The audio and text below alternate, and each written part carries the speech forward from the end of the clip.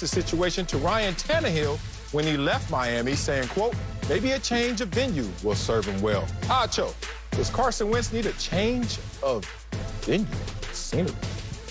Absolutely not. Wentz doesn't need to change his scenery. The Eagles need to change the scenery around Carson Wentz. He doesn't need to go somewhere else. Just fix what the heck is around him. So if you live in a house and you live in your house and you realize, like, it's not necessarily very tidy, you go out to your yard, your grass is brown and like light green, all discolored and muddy. You walk back inside, you see, man, the walls are starting to get a little crusty. You know what I should do? I should go move to another house. No. Why don't you just fix the house you currently living in, which will be cheaper and probably easier than just trying to up and move? You don't need to up and move Carson Wentz, and Carson Wentz doesn't need to up and move. The Philadelphia Eagles need to take care of home. What do I mean? When Carson Wentz was at his best, 2017, well, you add Zach Ertz, Nelson Aguilar, Alshon Jeffrey, Trey Burton, Torrey Smith. They all played more than 14 games that year. All of Carson Wentz's help was there, present, readily available. Well, now you look at this year. Alshon Jeffrey, he's missed 8 games. Zach Ertz, he's missed 5. Rager, he's missed 5. Deshaun Jackson, he's missed 8. Dallas Goedert, he's missed 4. All of the help around Carson Wentz is nowhere to be found. One of the most baffling things, Marcellus Wiley, I have seen in football in a long time is the ignorance around the lack of help for Carson Wentz. Everybody's looking at Carson Wentz like, man, he's terrible. He sucks. What's going on with Carson Wentz? When all you got to do is look around and realize, wait a second. Maybe it's not all on Carson Wentz getting bad. Maybe this 27-year-old quarterback in his physical prime didn't all of a sudden forget how to play football. Maybe, just maybe, the Eagles forgot to take care of what was around Carson Wentz. He doesn't need a change of scenery. The Eagles need to help change the scenery around him. Oh, man. Look, he needs a change of scenery, but he won't get it. No easy way out in this situation. This is truly the definition of what a dilemma is, which is 2 bad choices. Look, door A, door B, both bad for Carson Wentz because he's in this situation where he's been benched. No one could ever foresee this level of regression from its franchise quarterback. 19 months ago, they gave him $128 million, banking on him to at least be solid to great as he was earlier in his career.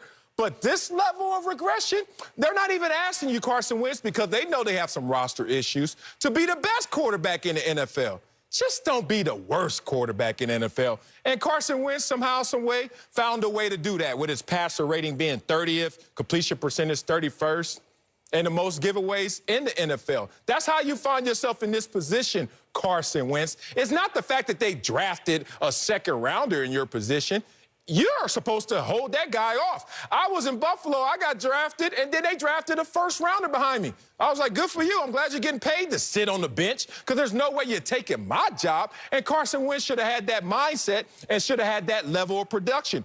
But he didn't. So now he's in this position where he knows he has to fight himself through all of these issues. Now, how's he going to do that? First thing, he has to hope that Jalen Hurts doesn't play well. Everyone is going out there with conventional wisdom saying, I don't think Jalen Hurts is going to play well. He's going to struggle. But if he doesn't, if he plays well, oh, the issues that are going to hit this team going forward. Because are you going to have the highest paid backup in NFL history in Carson Wentz? Are you going to think about trying to trade him? Or are you going to be in a situation where you're like, hey, it is what it is. We got to eat the money on our roster.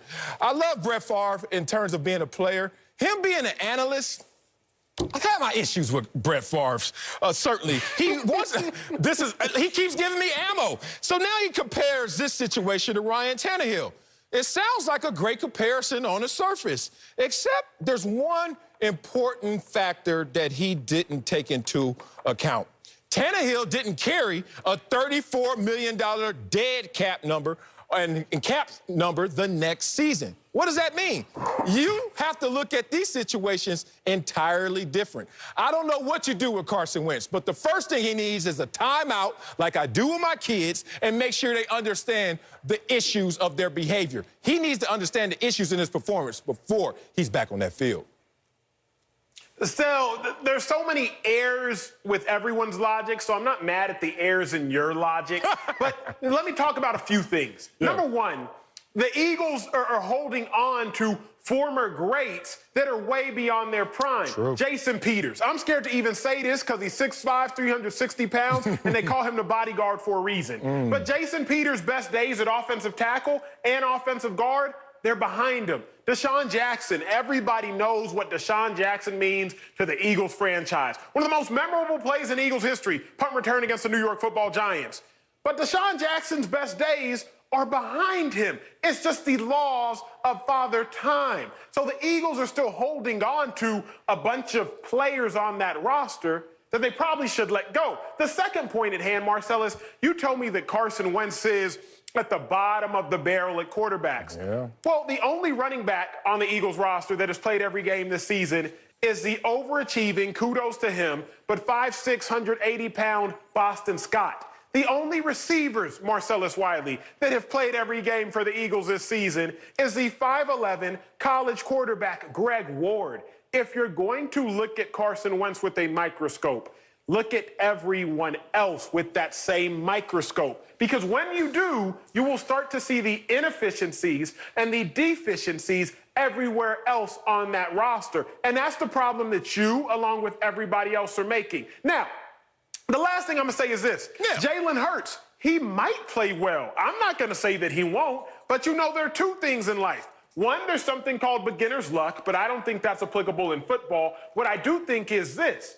You can't game plan for a Jalen Hurts in which you've never seen. You got 4 years of film on Carson Wentz. You see Taysom Hill go out there and have early success, but then what happens after? It's hard sometimes to game plan for quarterbacks that you've never seen. So I won't be surprised if Jalen Hurts plays well, but I also am not convinced that that's a fair comp, comparing Jalen Hurts in a 1 or 2 game sample size to Carson Wentz and struggles that he may or may not have been having.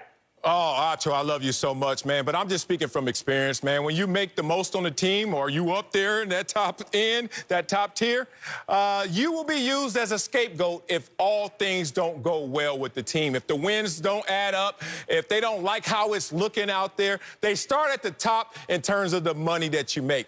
And scapegoat starts with a big old capital S. Just draw a line right down the middle of that S, and it's called money. That's why we're picking on Carson Wentz. I know that he has issues around him. Look, with the projected cap of $175 million next year, yeah, they were going to have issues regardless of older players not living up to their money. But Carson Wentz is in his prime, a young player. You're supposed to live up to that expectation. Carson Wentz needs to go and pray that Jalen Hurts struggles, and I've been there before as a backup. It's okay to pray for the downfall of the starter. Pray that he struggles, because then you can blame the coaches, you can blame the roster, and say all the issues are systemic. Anything short of that, oh, there's hell to pay if you're Carson Wentz. Coming up, Taysom Hill is keeping the train rolling in New Orleans. We'll tell you if he's proven he's a starting quarterback in the NFL.